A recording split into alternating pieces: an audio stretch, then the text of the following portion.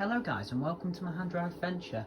Once again I didn't think I was going to do one this year, so this video was filmed before I mentioned it in the upload of the end of year special, because this was filmed when I did this, but it was filmed in 2023. This video has been filmed on the day where all the other videos were filmed, but I thought it would be necessary to put it in 2024.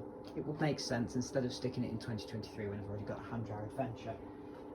So it's from various drinking pubs across Nottingham, and I don't usually upload full videos of Vitesses, so I thought I'd upload this as a hand drive adventure, with the information being the most interesting part about this video. So first of all, we've got the Beekeeper Hungry Horse in Chilwell. The first video is of the gents to the left of the family entrance, and the pub has been refurbished, but the toilets have not. However, the toilet has a Vitesse with an Air Force sign left behind, heavily implying an Air Force was there before, and the disabled and baby change is in a separate block in the bar area. It also hasn't been refurbished, but also has a Vitesse with again an Air Force sign. And that block's gents I didn't check, as the disabled was next to it, and there was no proper corridor, and also the likelihood of something else being there was very rare. The toilet also had a standard Talk M2 toilet roll dispenser, but not a Talk Smart one. What I'm going to do now is just get you the videos up.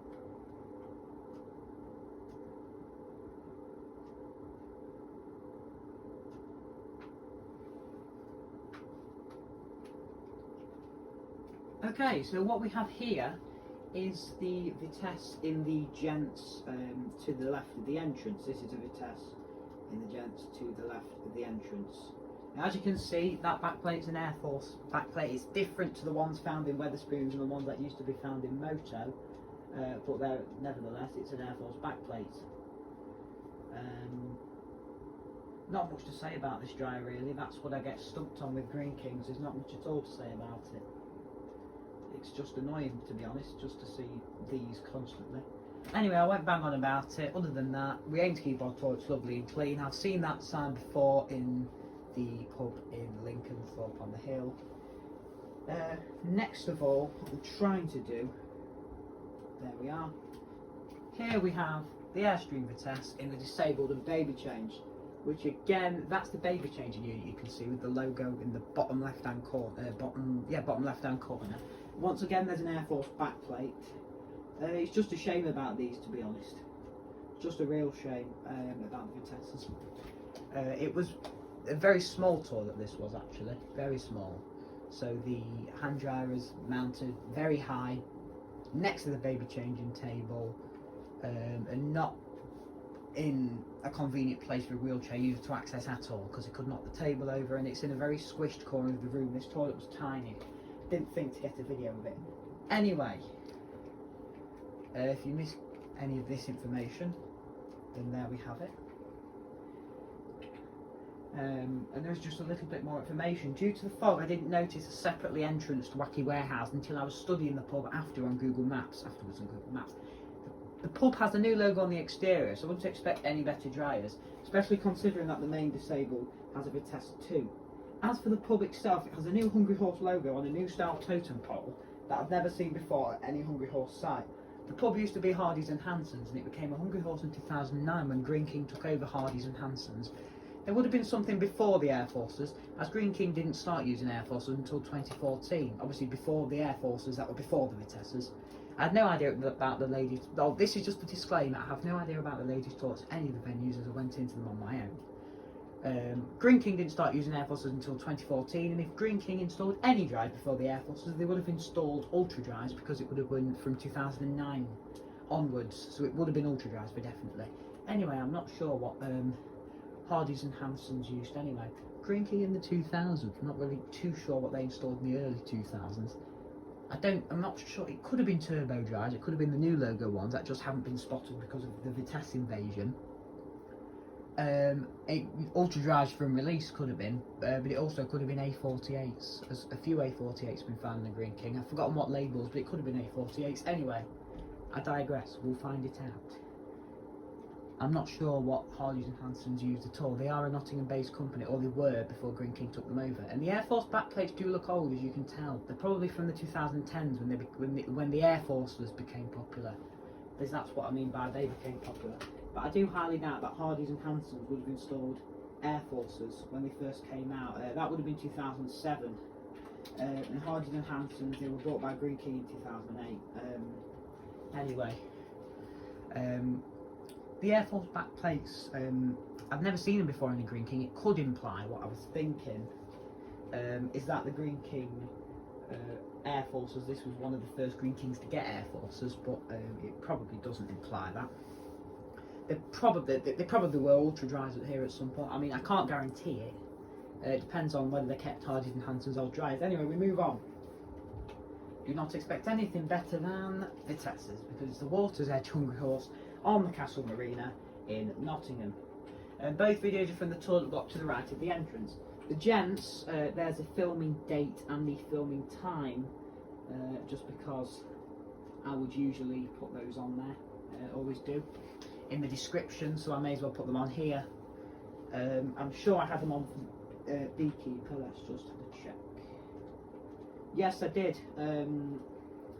For the Beekeeper, the 2nd of December at 9:26 for the gents, and 9:27 for the disabled, which the disabled was radar locked at the Beekeeper. The disabled was radar locked at the Beekeeper. Anyway, the gents had its own door, so there was two doors. One said gents on it, one said toilets on it. The ladies and the disabled / baby changer through another door next to it. And sadly, we do just have more Vitesse's at the bottom of the text cut off. So there you go.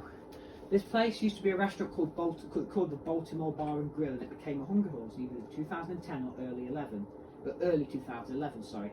This means that it could have had ultra dries, as I believe that Greene King used them until they switched to Air Forces in around 2014. I have no clue what it had though. It could have had. I had no clue what it actually had though. It could have had Air Forces too, or maybe the old Baltimore hand dryers. Not Baltimore as in Baltimore being a company who make hand dryers or distribute them. Baltimore Bar and Grill's old hand dryer choice.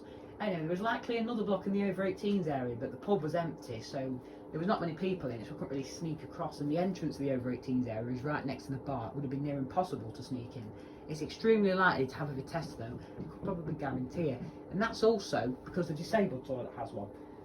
Anyway, I do excuse the crappy shots, but they're Vitesse's, so I'm not going to make a massive effort of blurring my face out for Vitesse's. Here we are.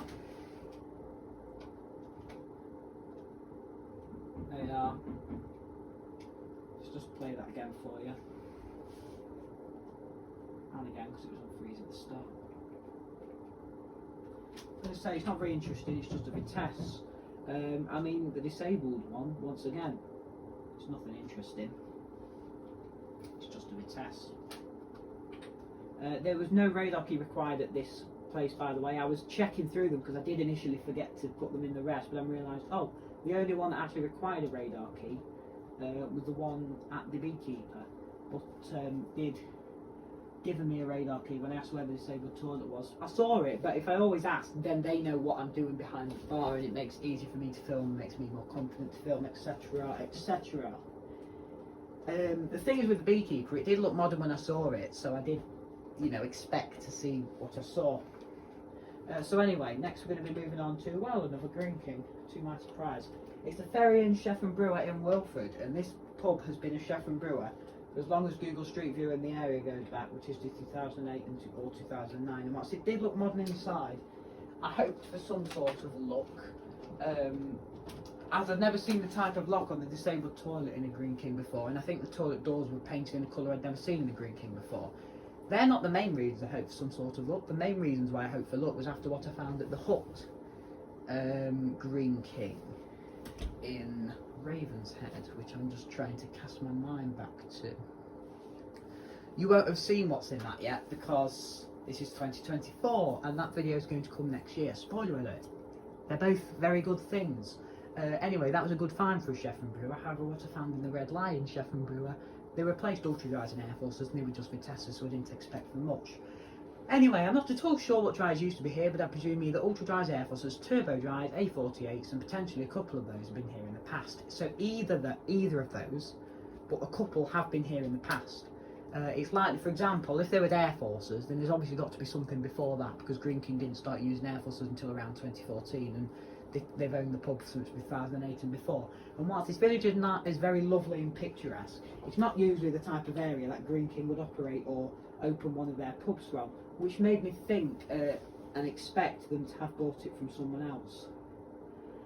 Maybe they did just before 2009 when the Street View was from. The disabled and baby change and the gents are next to each other, and the ladies is elsewhere in the pub. I believe there's only one set of toilets in the pub. When you walk into the pub, to the left there's a dining area, and it loops round. If you walk straight past the bar and turn left, that takes you to where the other side of the loop is. That's where the gents and the disabled / baby change is. And if you were to go in on the right, there's a little seating area, one side of the bar, which is probably where the ladies is, if the ladies not hidden in the other side of the loop. And then at the top right hand corner is just some more seats. There were definitely no toilets down there because I didn't look. So therefore the ladies, like I said, it's either in the bottom right hand corner or it's in the middle of the loop that links the top left hand corner and top bottom right hand corner of the pub. I believe there's only one entrance to the pub, and also the fact that it's in a village but only one entrance to a pub makes me think that it wasn't originally a Greene King. For example, same with the pub I filmed recently, but also the same with the Water's Edge wasn't originally a Greene King, and most original Greene Kings have multiple entrances. But yeah, it would have only had one block of toilets, but the pub and the toilets were modern, so it would, with this toilet design, maybe if the door wasn't cause anything, but this toilet design means Vitessa's, this toilet design right here. I didn't actually film any videos of these, which is why I'm not showing you. The only thing I did do is I'll explain to you that in a minute on one of the next ones. This is the disabled and baby change. Surprisingly, it's another Vitesse.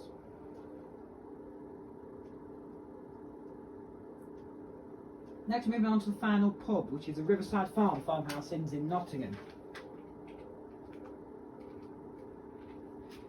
The final stop is one of the 2 farmhouse inns in Nottingham. I have extremely high hopes for ultra dries if I unfreeze it here on Google Maps. A lady told me in Google Maps questions when I asked on my account with the name Hand Dryer, it's the account from the old Hand Dryer website by the way, that there were 2 well, she said electric, but it obviously meant electric hand dryers that were rather quiet. And this pub was one of the early farmhouse inns that opens in 2008. And out of Vitessa's, ultra dries and Air Forces, ultra dries, they're not very quiet, but they're quiet enough. And the other pub in Nottingham, which is called the Holly Tree Farm, it opened in December 2017, so we'll have either Air Forces that are original or replacement Vitessas. I deemed it not worth the travel for nothing better than an Air Force because it's guaranteed to have originally had an Air Force. Guaranteed. Or Air Forces, sorry. Anyway, this pub only has one set of toilets towards the kids area. The Monksbridge Farm has 2, and that was built in a relatively similar time to this pub. Well, it was operating for a relatively similar time, or maybe even before this, so it can't be down to age why there's only one set of toilets. But the Cherry Tree Farm in Derby, which I've not uploaded yet, that had 2 sets and that opened in 2008. It's a shame really. If I would have been a couple of years earlier at the start of the Vitesse invasion, maybe I would have got some ultra dries. Monksbridge, I didn't realise how lucky I am to have that. Anyway, the bar area is tiny in this pub. There's no other toilets down there because I had a look. The toilets are well, I had a look because it's so tiny I can see it. The toilets are labelled gents and boys on one door, ladies and girls on the other door. Obviously not the disabled, because there's usually a boys and girls in the kids area. So usually the main set of toilets are labelled ladies and gents, and the kids area set of toilets are labelled boys and girls. The baby changing unit is within the disabled toilet in the place where typically the hand dryer would go, leaving the dryer in a stupid position. The unit could be moved elsewhere and would fit fine. The result of this visit was disappointing, as with every other Greene King I visited on that day, and the dryers are likely to have replaced ultra dryers at some stage because the pub opened in 2008, which was around the time when the ultra dryers were released. I don't think Greene King used original ultra dryers, otherwise we'd see 1 or 2. I mean, it would be awesome if they did, but I don't think they did. And talking of awesome original ultra dries, keep your eyes peeled, there's some amazing stuff coming at some point next year. Talking on the field of original ultra dries, if I've not already uploaded an original ultra dry that's not in Crystal Peaks. Anyway, the ultra dries could have replaced Air Forces in between, but I'm really not sure because Vitessa's cover up most marks other than an ultra dry outline due to the room being painted. Gents and boys, was filmed at 11:13 on the 2nd of December, and the disabled and nappy changing, which is the nappy changing, but it's not usually called nappy changing at most other places, was filmed on the same date at 11:15. Let me just get you up the final two videos. I walked in, usually when I walk into a gents, I see the side of the dryer. I always can tell when it's the side of the test, you see. If I can remember which bottle it is. They're the gents for testers. Didn't study the marks, couldn't see the marks. My hands were so cold because it was cold on that day, and someone walked in at the well, just as I was leaving, so that was good timing.